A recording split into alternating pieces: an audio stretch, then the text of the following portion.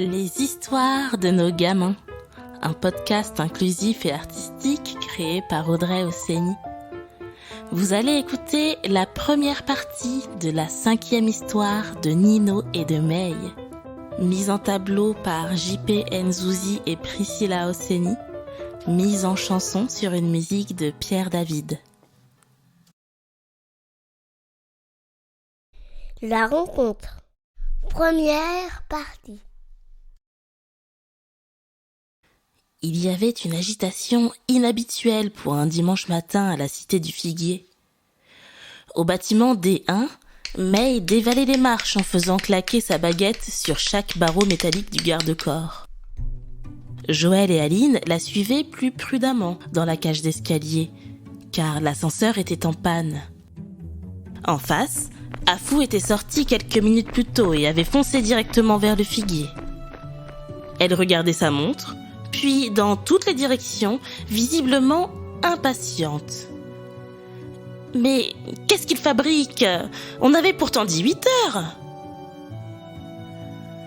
Au C5, Jimmy et Jacqueline se tenaient bras dessus, bras dessous, avec au bas de leur visage 2 sourires jusqu'aux oreilles. Derrière eux, discrètement, la maman de Jimmy les accompagnait.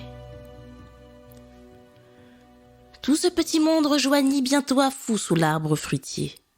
« Ah, enfin !» s'exclama Afou comme soulagé. Et Jimmy lui répondit en la tenant amicalement par les épaules. « Moi aussi, je suis super impatient, Afou. J'en ai pas dormi de la nuit. »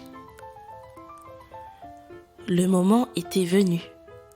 Juliette, la maman de Jimmy, confia des clés à Aline.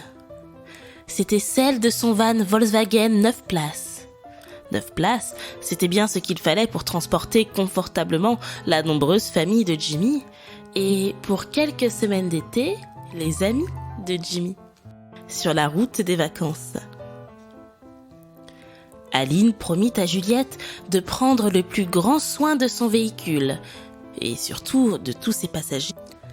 Et les 6 amis montèrent à bord, enfin 5, car Joël était toujours au pied de l'arbre. « Joël, décollage imminent !» cria Jimmy avant de se fendre d'un rire communicatif. Joël faisait une récolte de figues pour le voyage. « On ne va quand même pas partir sans figues, enfin ! Touchez-moi ces fruits comme ils sont chauds de soleil, à point pour être dégustés !» s'exclama Joël en fermant la porte coulissante du van. Tous bouclèrent leur ceinture simultanément, à la fois déterminés et terriblement excités par le voyage qui les attendait. Quelques instants plus tard, Juliette regardait avec tendresse son van quitter la Cité du Figuier.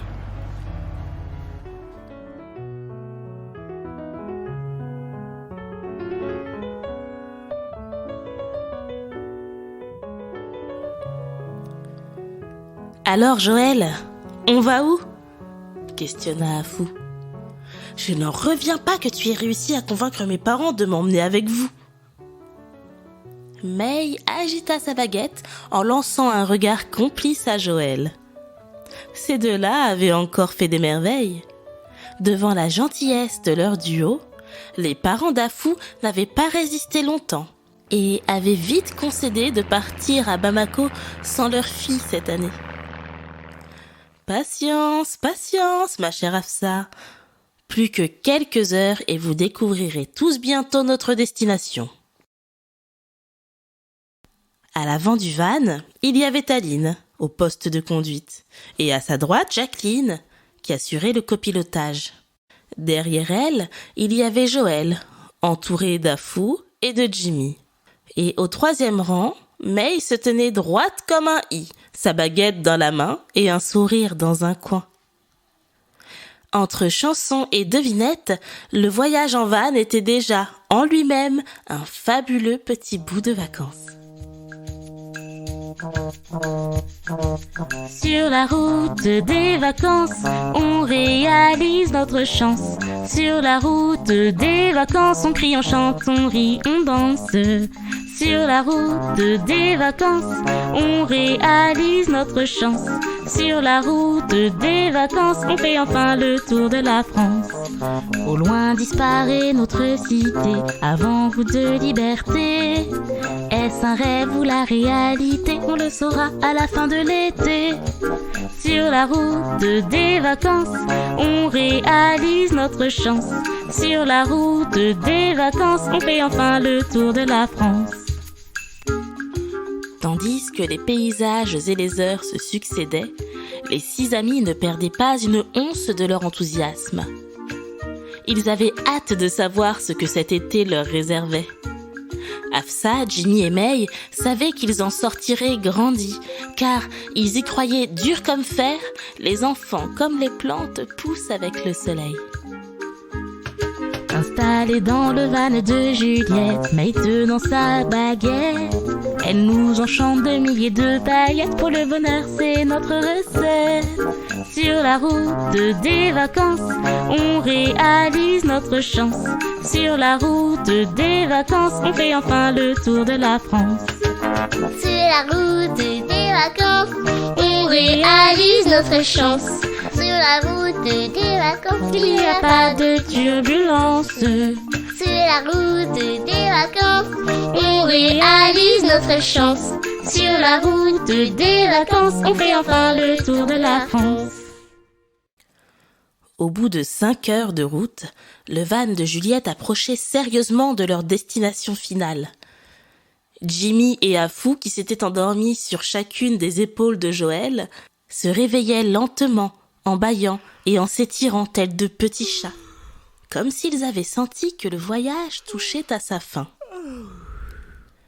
Le van passait le panneau d'entrée rouge et blanc d'un petit village fleuri qui se trouvait au beau milieu des vignes et des champs de blé. Un dernier virage, à droite après le puits, et ils apercevraient la maison qui allait les accueillir pour les 3 prochaines semaines d'été. Au bout de la dernière impasse du village, c'était la maison de Nino. C'était une grande maison de 2 étages, aux murs blancs et aux volets bleus. Toutes les portes et les fenêtres de la maison étaient ouvertes comme pour signifier à leurs invités qu'ils étaient les bienvenus.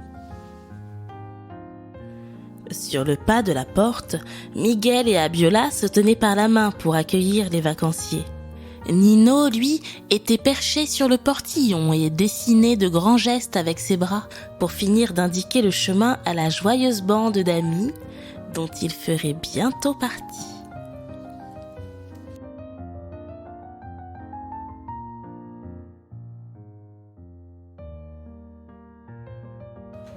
C'était La Rencontre, la première partie de la 5e histoire de Nino et de May, écrite par Audrey Ossény, mise en tableau par J.P. Nzouzi et Priscilla Ossény, mise en chanson sur une musique de Pierre David, avec la participation d'Emilio.